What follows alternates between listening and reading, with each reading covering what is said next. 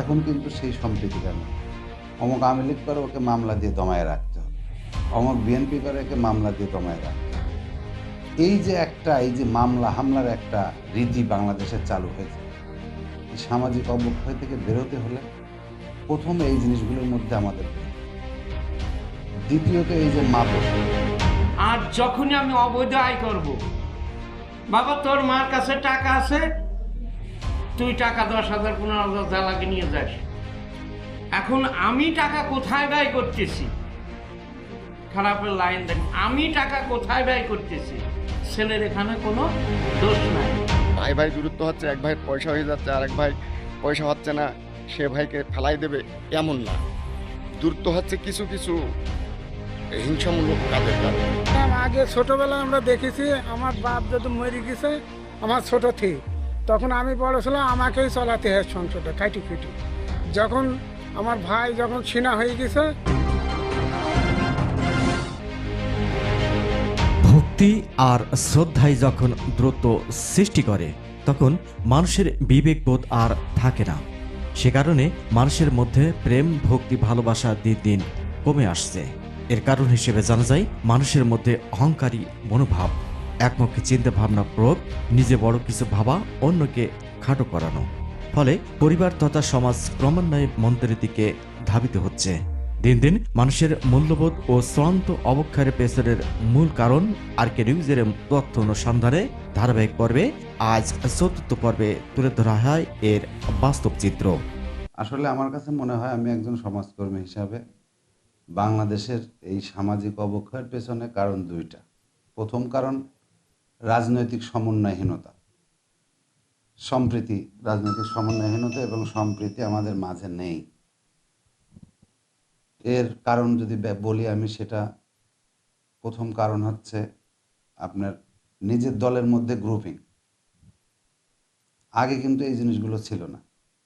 একজন একটা গ্রুপে আছে আর একজন আর একটা গ্রুপে আছে, একই গ্রুপ করে, অথচ দুইজন এক জায়গায় একই দল করে, আলাদা আলাদা গ্রুপের কারণে এক জায়গায় বসতে পারে না। এটা তো আছেই একরকম। দ্বিতীয় কারণ হচ্ছে আপনার রাজনৈতিক কারণ, যেটাকে বলে সেটা এই যে বাংলাদেশে আগে সম্প্রীতির রাজনীতি ছিল। আওয়ামী লীগ, বিএনপি, জামাত ইসলাম সবাই এক জায়গায় বসতে, একটা জায়গায় তাদের আলোচনা হয়তো দেশ কিভাবে পরিচালনা করা যাবে, কিভাবে সামাজিক অবক্ষয় যেই জিনিসগুলোর মধ্যে আছে সেইগুলো কিভাবে সেই জায়গায় উত্তরণ হওয়া যায়। এখন কিন্তু সেই সম্প্রীতিটা নেই। অমুক আওয়ামী লীগ করে ওকে মামলা দিয়ে দমায়ে রাখতে হবে, অমুক বিএনপি করে একে মামলা দিয়ে দমায়ে রাখতে হবে। এই যে মামলা হামলার একটা রীতি বাংলাদেশে চালু হয়েছে, এই সামাজিক অবক্ষয় থেকে বেরোতে হলে প্রথমে এই জিনিসগুলোর মধ্যে আমাদের বেরোতে হবে। দ্বিতীয়ত এই যে মাদক। আপনারা জানেন ইতিমধ্যে আমাদের প্রধানমন্ত্রী, আমাদের রাষ্ট্রনায়ক, আমাদের দেশের বর্তমান প্রধানমন্ত্রী জনাব তারেক রহমান, উনি মাদকের বিরুদ্ধে জিরো টলারেন্স ঘোষণা করেছেন। মাদকের বিরুদ্ধে অলরেডি অভিযান বিভিন্ন জায়গায় হচ্ছে। এই মাদকের বিরুদ্ধে অভিযানকালে আমরা কি দেখতে পেলাম? আসলে অভিযান করার সময় তো সেখানে ত্রুটি বিচ্যুতি থাকতেই পারে।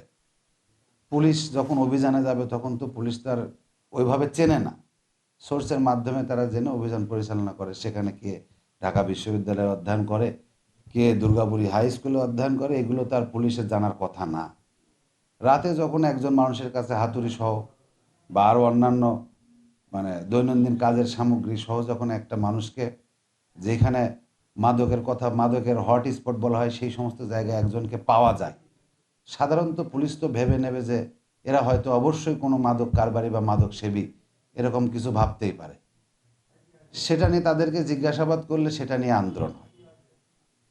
তো এই দেশে আসলে কোনো কিছু, এই রাজনৈতিক অবক্ষয়, যেটি রাজনৈতিক সম্প্রীতি যদি না হয়, তা আমরা এই দেশকে এগিয়ে নিয়ে যাব, সবার আগে দেশ, এই চিন্তা চেতনার মধ্যে আমরা যতদিন না আসতে পারবো ততদিন এই দেশে সামাজিক অবক্ষয় দূর হবে না, এই দেশও উন্নত দেশ হিসাবে স্বীকৃতি পাবে না, পৃথিবীর কাছে মাথা উঁচু করে দাঁড়াতে পারবে না। আমার মনে হয় সামাজিক অবক্ষয়ের কারণ এই জিনিসগুলি আমার কাছে মনে হয়, আমি একজন সমাজকর্মী হিসাবে আমার কাছে এগুলি মনে হয়। যে অবক্ষয় বিষয়টা হলো যে এটা হলো একটা পরিবর্তন। এই পরিবর্তনের একটা উপযোগী টাইম আছে। সেই টাইম ন্যূনতম থাকে আপনার 12, 15, 20, 12, 15, 20 বছর। এই যে একটা টাইম, এই টাইমের ভিতর আপনার জীবনধারা প্রতিটি ছেলের অথবা মেয়ের অথবা বাপ মা অথবা যদি না থাকে গার্জিয়ানের, এর ভিতর এইটুকুর ভিতর আপনার যে পরিবর্তনটা আসে ভিতরে, যে পরিবর্তনটা ভিতরে আসবে সেই পরিবর্তনটা কাজ করে। এইবার এর ভিতর ভালো এবং মন্দ এবং সমস্ত বিষয় শতাধিক প্রকারে বা হাজার হাজার প্রকার পরিবর্তন এর ভিতর থাকে, হাজার হাজার প্রকার। এইবার ধরেন আমার ছেলে, পরের কোনো কথা বলা যাবে না, এইটাই আপনার ধরে নিতে হবে। ধরেন আমার ছেলে এসএসসি পাস করেছে, ইন্টারমিডিয়েট পড়তেছে, তখন আমার ছেলে, এইবার ধরেন আমার গ্রামে, প্রত্যন্ত গ্রামে আমার বাড়ি, গ্রামে যদি বাড়ি থাকে, আমার ছেলে গেল শহরে। কথাটা কিন্তু খুব গুরুত্ব দেখবেন, বয়স কিন্তু ওই 8 বছরের মধ্যে সীমাবদ্ধ থাকে, 8 বছর, 12 থেকে 20। এইবার শহরে যাওয়ার সাথে সাথে এইবার তার যদি কোয়ালিফিকেশনে তার বন্ধু যদি ভালো থাকে, মোটামুটি 3-4টে বন্ধুর সাথে যদি ভালো থাকে, সেই ব্যাসটা ভালো, সেই স্বভাবটা ভালো। আর যদি ইনকেস 4-5টা বন্ধুর সাথে যদি খারাপে থাকে, এই ব্যাসটা হয়ে যাবে খারাপ। এইবার সে তো গেল, যখনই বাইরে থাকলো, ছেলে বাড়ি থেকে অর্ডার করলো যে আব্বা টাকা লাগবে, 10,000 টাকা লাগবে। এই টাকাটা যদি আমার বৈধভাবে আয় করি, তখন কিন্তু আমি ছেলের কাছে হিসাব নিতে বাধ্য, তো 10,000 টাকা কেন লাগবে। আর যখনই আমি অবৈধ আয় করব, বাবা তোর মার কাছে টাকা আছে, তুই টাকা 10,000, 15,000 যা লাগে নিয়ে যাস। এখন আমি টাকা কোথায় ব্যয় করতেছি, খারাপের লাইন দেখেন, আমি টাকা কোথায় ব্যয় করতেছি, ছেলের এখানে কোনো দোষ নাই। দোষ হচ্ছে কিসের? আমার ওই অর্থের, অবৈধ অর্থের দোষ। টাকা ছেলে চাচ্ছে, আমি দিচ্ছি, কিন্তু ছেলে কোথায় ব্যয় করতেছে এই খোঁজটা আমি নিচ্ছি না। তাহলে পরে এইবার মানিয়ে নেন যে অবক্ষয় কোথায়, তাহলে কি ছেলেকে শিক্ষিত করলাম না ছেলেকে অশিক্ষিত করলাম? বিবেকের কাছে প্রশ্ন করে দেখলি পরে আপাতত এইটা ক্লিয়ার।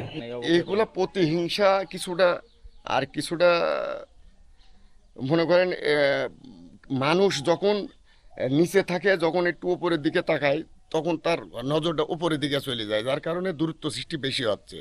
ভাই ভাই দূরত্ব হচ্ছে, এক ভাইয়ের পয়সা হয়ে যাচ্ছে, আরেক ভাই পয়সা হচ্ছে না, সে ভাইকে ফেলাই দেবে এমন না।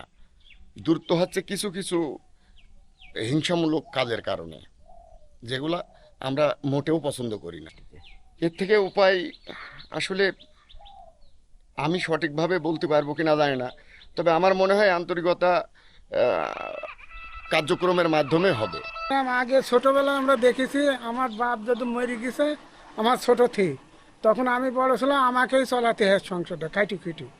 যখন আমার ভাই যখন সিনা হয়ে গেছে, আমি সিনা হয়ে গেছি, আমার হলে মেয়ে হয়ে গেছে একটা, আমার ভাইয়ের হয়তো বিয়ে হয়নি, মেয়ে হয়নি, তখন দেখা গেছে যে ওই সংসারে সে আর থাকতে চায়নি। বুঝলি যে আমার ভাইয়ের বেশি খরচ হয়েছে, আমার কম খরচ হয়েছে, আমি খাইটি কেন ওই সংসারে দেব, এরকম একটা প্রতিহিংসা এসে যায়। তাই তখন সে ভেনু হয়ে যায়। যখন ভেনু হয়ে যায়, তখন তার মতন সে চলে, আমার মতন আমি চলছি, এরম ভাবে চলছে, বুঝছেন? হ্যাঁ, আত্মীয় অবস্থা যে নাই, তাই আমরা যার যার মতন শেষে যে যেরকম ব্যবসা, সেরকম ব্যবসা করি খাইছে, কেউ মাঠে খাইটি খাইছে, কেউ পাখি গাড়ি খাইটি খাইছে, এরকমভাবে চলছে, জীবনযাপন চলছে টুকটাক করে। এই যে আমি 2.5 বছর বুঝছেন অচল হয়ে গেছি, স্টক করি। দেখবে কেমন, কাকিটা দেখবে বলেন, যার যার দেখা ঠেসে। এসব মানুষের মধ্যে পারিবারিক সহিংসতা কেবল ব্যক্তিগত সমস্যা নাই, এটি একটি সামাজিক ব্যাধি। সুতরাং এই জায়গা থেকে আমাদের বের হয়ে আসতে হবে। Mohammad Rafiq, RK News 24।